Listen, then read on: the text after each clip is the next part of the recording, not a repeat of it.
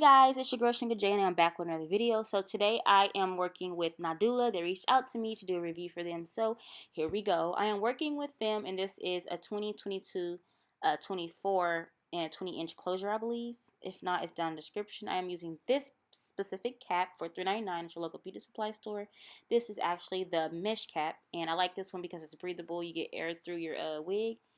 And I'm going to go ahead and put it onto the head and at the nape of the neck. I'm going to go ahead and pull it down because you want to use as much stocking cap as you can and you want it to go around the whole stocking cap. So you want to pull it down at the nape of the neck. And this part is important, so make sure you pull it down back there. I'm going to show you guys the lace closure. I believe it's 4x4. It's pre-plucked.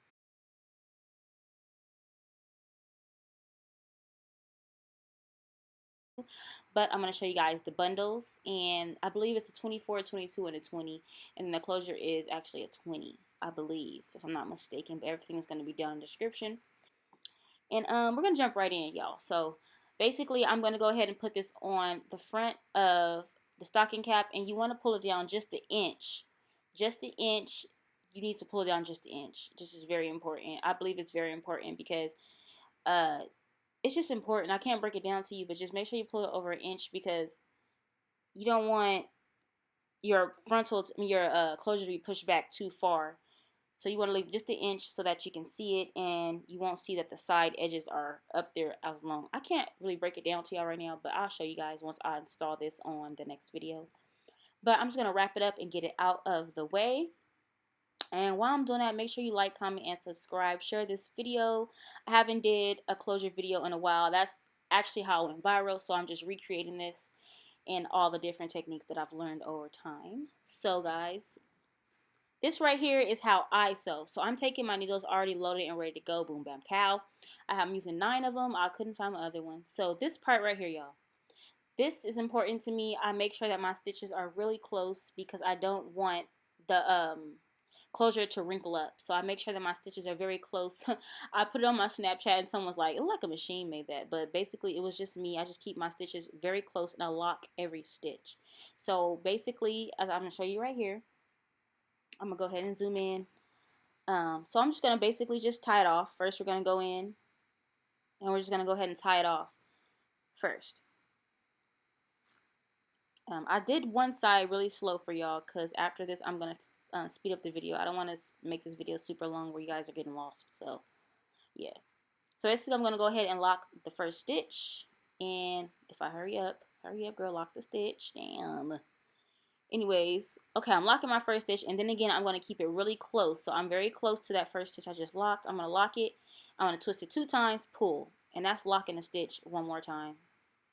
I probably will go into detail more about how I lay down my frontals and closures, but right now I'm just going to show you the basics. 2 times, lock. So I'm just going through, locking it 2 times, boom, boom, and pulling it out.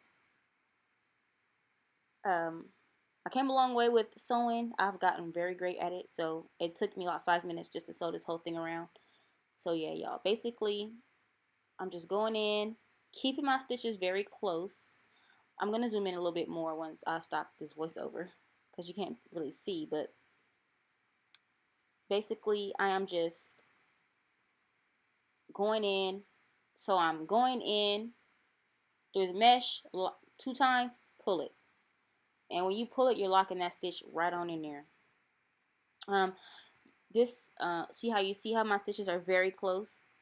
They're really close together. I think this is the best way to actually make a closure or a frontal, especially if you do sell them.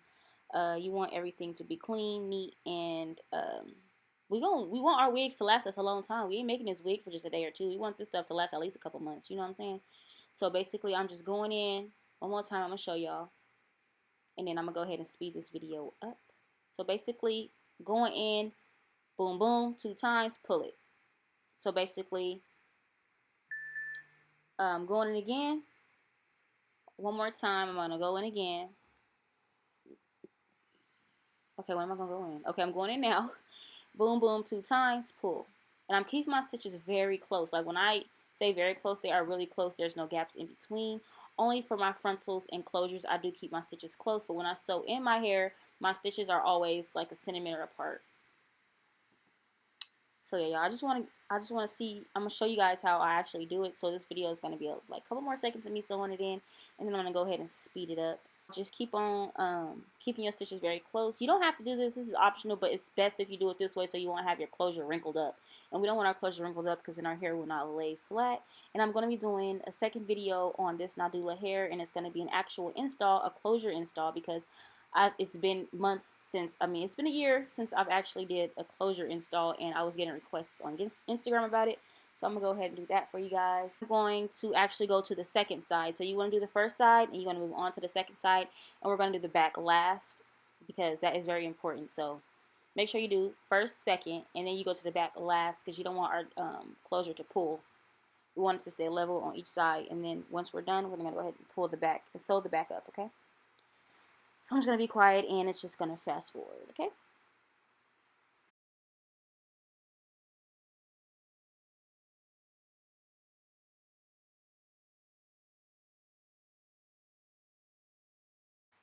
Okay, y'all, so now that we've sewed in both sides, I am going to show you guys how I do the back. It's going to be in a speed because it's going to be the same thing, but I'm going to show you now that we're going to move on to the second. You want to do the left side, the right side, then you want to move on to the back. This is very important. It will stop your closure from wrinkling up, believe me.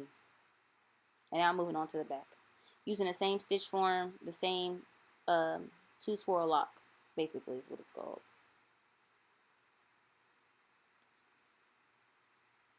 And then now, guys, I am moving on to the back. So at the nape of the neck, you want to just sew regularly as you sew any other weave, but you don't want to go through the elastic band. Do not go through the elastic band because it's going to take away the stretch and it's going to make your wig wrinkle up. So go above it. So you're just going to stitch above the material, basically. So just go over it. Don't poke through the rubber band part. We don't want that. That's very important as well too, y'all. I'm putting like 5 facts that's very important in this video. As you can see, I'm going to show y'all once I move this needle. I'm going over the band, not through it. As you can see, I'm picking up some of the mesh lace, and I'm going to just sew it on top, if you guys know what I mean. And then once we do that, I'm just going to go ahead and just fly past here. I am actually double wefting, so 2 bundles are double wefted. The last bundle is single. 2 bundles double weft, last bundle single. That's how I do all my wigs. And only cut some parts. I am going back and forth up until I get to the top. Once I get to the top, I start to cut. So basically, as you can see, I'm halfway, well, not even halfway, almost mid to where I'm almost done with the wig.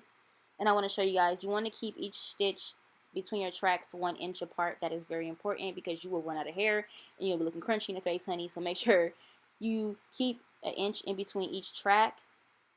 Plus, you don't want your wig to do like this weird shrinkage thing it does. Around each elastic band, I am going over it. I am not going through the elastic band. Doesn't matter if it's on the left side, right side, back side, front side. Do not go through it. You go over it. And basically, I'm just going to go ahead and speed up this video. And I'm just going back and forth, literally just back and forth with the closure. It's super simple. For closures, you're just going back and forth. And now I'm on to the second bundle, just doing basically the same thing I did in the back. Just going back and forth, back and forth.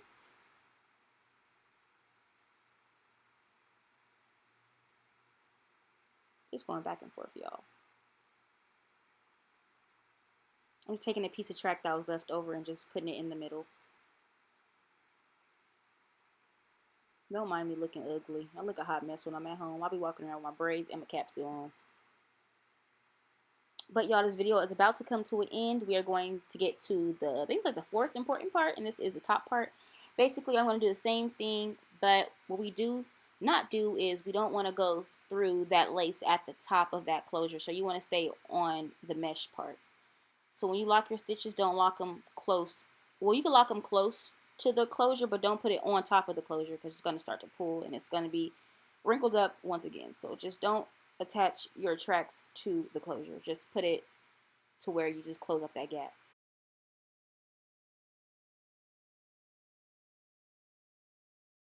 But y'all, this is it, and this is the 5th, I believe this is the 5th important part. We're going to go ahead and cut this black patch out so that we can give ourselves a realistic part. We want to get this mesh part out of there. Make sure you cut it, but do not cut close to the stitches because your whole wig will come apart. So make sure you're cutting it carefully, y'all. So just basically cutting it, getting it out the way. We want to see our closure, not the black part. So getting that out of the way, and I am. Okay, guys, so basically this is how the wig came out. I am going to show you guys how I get it flat at the top in the next video when I'm installing this hair. But basically, this is how you guys make a wig. This is a closure wig from Nadula. I left it in this natural form. So this is the natural form. I just brushed it out with my fingers. And it's giving us this little natural type thing. And I'm kind of liking it. But, so yeah, y'all, I'm just going to go ahead and just give you guys a look of how the wig came out. And I gave you guys 5 tips on how to make a closure wig. I hope you guys enjoyed this video. Don't forget to like, comment, and subscribe. It's crazy this wig looks so natural, but I just left it. That's the pattern it came in. That's the body wave. And if you like what you've seen, don't forget to like, comment, and subscribe. Don't mind my muscle built body on the side. It's built in all kind of ways, but anyways, y'all, yeah, just leave some comments down below. Tell me what you think. This is how I make my closure wigs. I haven't made them in a while, but I was highly requested for this video, and this is basically how you make it. Easy steps. You can pick up all the important parts of this video, and you're gonna have you a bomb ass wig, okay, girl? But thanks for watching, guys, and I am out. Don't forget to catch me in my next video when I install this look. Peace.